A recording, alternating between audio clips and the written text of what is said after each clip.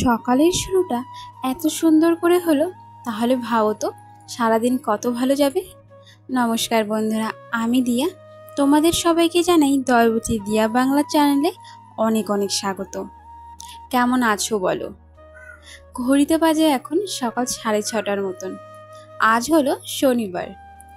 সকালে পূজাটা দিয়ে নিয়ে এদিকে দেখছি মিনি রাত্রেবেলা গিয়েছিল ঘুরতে। ওই সকাল 6:30টার দিকে বাড়ি চলে আসছে, আর আসার সাথে সাথে ওর খিদা পেয়ে গিয়েছে। আর একটা কথা না বললেই নয়, আমার মিনির মতন অলস মিনি বিড়ালে হয়তো আর নেই। দেখো, শুয়ে শুয়ে খাবে, শুয়ে শুয়ে জল খাবে, উঠবে না। আমি ওকে অনেকক্ষণ ডেকেছিলাম যে এদিকে আয়, বিস্কুটটা খেয়ে যা, কিন্তু না, ওখানেই বসে থাকবে। তোমাদের বাড়িতেও কি এরকম ছোট্ট মিনি আছে? তাহলে কমেন্টে আমাকে অবশ্যই জানাতে পারো। আজকে সকালে রান্না করেছি মোচার ঘন্ট, এই যে সাথে এক টুকরা লেবু, আর করেছিলাম মুগ ডাল। তো আজকে সকালের খাওয়া দাওয়াটা তাড়াতাড়ি কমপ্লিট করে তারপর বাকি কাজগুলো শুরু করি চলো, কারণ এখনও অনেক কাজ আমার পড়ে রয়েছে। বাড়িঘর পরিষ্কার পরিচ্ছন্নতা রাখতে ভীষণ ভালো লাগে, তার জন্যই সবসময় চেষ্টা করে থাকি সব কিছু সুন্দর করে গুছিয়ে রাখার। তো কালকে রাত্রেই মাসের চাল আনা হয়েছে, তাই ভাবলাম কিছুটা চাল এই ঘরে রেখে দিই, আর একটা বয়াম ভরে রান্নাঘরে রেখে দিই, যাতে বারবার এই ঘরে আসতে না হয়। আবার যখন দরকার হবে এ ঘর থেকে রান্নাঘরে নিয়ে চলে যাব। যে বড় বড় বয়ামগুলো আছে সেগুলো তো ভারী, সেগুলোই ওপরের তাকে রাখা যাবে না। যেগুলো হালকা, এই যে দেখো ছোট কৌটার মধ্যে সয়াবিন আছে, ডাল আছে, সেগুলো তো হালকা হয়, তাই সেগুলো ওপরের তাকে রাখলাম। আর এইদিকে তো লবণ, হলুদ, মশলা যেগুলো আছে এই পাশে রাখি। চিনি, তারপর ছোট কোটায় চা পাতা। যখন রান্না করি তখন সব কিছু যাতে হাতের সামনে পেয়ে যাই, সেই কারণে এই পাশে রাখি। আর চাল আর আটা, চা পাতা বড় বয়ামে ভর্তি, সেগুলো তো নিচেই রাখলাম, দেখতে পারবে। সকালে জানো তো, যখন পুজো দিয়েছিলাম 6:30টার দিকে, তখনই আমি রান্না বসিয়ে দিয়েছিলাম। আর তখন এত জোরে বৃষ্টি হচ্ছিল, ওই বৃষ্টির জলেই পুরোপুরি ভিজে গিয়েছিলাম। এখন মাথাটাও ব্যথা শুরু হয়ে গেল। তারপর 1 কাপ লাল চা খেয়ে আমি আবার বাসনগুলো ধুতে বসে পড়লাম। আমার সব থেকে বাসন কখন জমা হয় বলতো? সকালে ঠিক এই টাইমটা। 2টো কড়াই হয়ে যায়, আর তার সাথে সবাই খাওয়া দাওয়া করার পর তো বাসন থাকে। সবাই খাওয়া দাওয়া করে কাজে চলে গেল, এরপরেই আমি বাসনগুলো ধুয়ে নিলাম।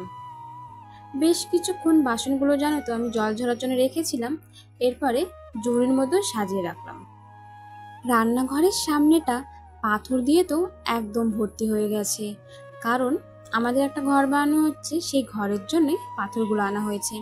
তো যতক্ষণ পর্যন্ত কোনো কাজে এগুলো ব্যবহার করা না হচ্ছে, ততক্ষণ পর্যন্ত এগুলো সামনেই থাকবে। আর এগুলো সামনে থাকার কারণে একটা জিনিস ভালো হচ্ছে বলতে পারি, তা হলো আমাদের ঘরের পেছনে একটা হাই ড্রেন আছে।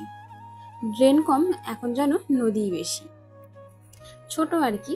তা যাই হোক, সেখানে যদি অনেকটাই জল হয়ে যায়, সেই জল আমাদের বাড়িতেও চলে আসে। আর এখানে যেহেতু পাথর দেওয়া আছে, তাই এতটা উঁচু অবধি উঠতে পারে না, নিচেই কিছুটা হওয়ার পর জলটা আর কি চলে যায়।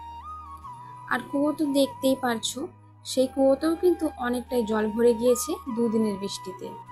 আর জলগুলো অনেকটা ময়লা হয়ে গিয়েছে, সেই কারণে এই জলগুলো আমরা না রান্নার কাজে না খেতে কোনোটাতেই ব্যবহার করছি না।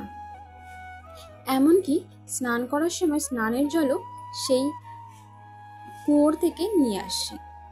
আমাদের বাড়ি থেকে বেশি একটা দূরে নয়, সামনেই আছে। আমি 2-3 বারের মতন গিয়ে রাতে যে রান্না করব সেই জলটা নিয়ে আসলাম। এরপর দুপুরে খাওয়ার জন্য জল নিয়ে আসলাম, আর একটা জল এক্সট্রা রেখে দিলাম, যাতে পরে রাতে আর জল আনতে যেতে না হয়। সব কাজ তো মোটামুটি হয়েই গেল, আর ডাস্টিংয়ের কাজ সেটা যদি আজকে পারি বিকেলের দিকেই করে নিব। রান্নাঘরে আসার পরে দেখলাম ডাল আর মোচার ঘন্ট অল্প একটু রয়েছে, বেশি নেই। তো খাওয়ার জন্য ভাবলাম একটু মাখা মাখা করে চচ্চড়ি বানাই। আলু আর বেগুনের চচ্চড়ি করব, তাও আবার শুটকি মাছ দিয়ে। ব্যাপারটা অনেকেরই ভালো নাও লাগতে পারে, কিন্তু আমার বেশ ভালো লাগে। বিশেষ করে চিংড়ি মাছটা হলো যেন কোনো কথাই হয় না। আমার মা খুব ভালো রান্না করে, আমার খুব ভালো লাগে। কিন্তু এখন আমি চেষ্টা করি আমার মা যেভাবে রান্না করতো আমিও সেভাবে একটু রান্না করার। তেমন একটা টেস্ট না এলেও একটু একটু ভালোই হয়। দেখো, নিজের রান্নার প্রশংসা তো কেউ করুক বা না করুক, নিজেকে তো করতেই হবে। মাছটাকে বেশি ভাজিনি, একদম হালকা ভেজেছি, কারণ এর গন্ধটা বেরোয় আর অনেকেরই আশেপাশে তা ভালো নাও লাগতে পারে। হালকা ভাজা করার পর যেহেতু আমি চচ্চড়িতে মাছটা দিবই, সেখানেই সিদ্ধ হয়ে যাবে বাকিটা। কিছুটা তেল দেওয়ার পর পেঁয়াজ আর রসুন, তার সাথে নিয়ে নিয়েছি শুকনো লঙ্কা। পরে কাঁচা লঙ্কা না থাকার কারণে শুকনো লঙ্কাটা দিচ্ছি। আলু, বেগুন, লবণ আর হলুদ, এছাড়া এর মধ্যে আমি কোনো কিছুই দিইনি। একদম মাখা মাখা করে চচ্চড়িটা করে নামিয়ে নেব। ঘড়িতে এখন বাজে প্রায় 12:30টার মতন। হাসবেন্ড তো আসবে দুপুর 2টোয়। ততক্ষণে কি করব ভাবছি।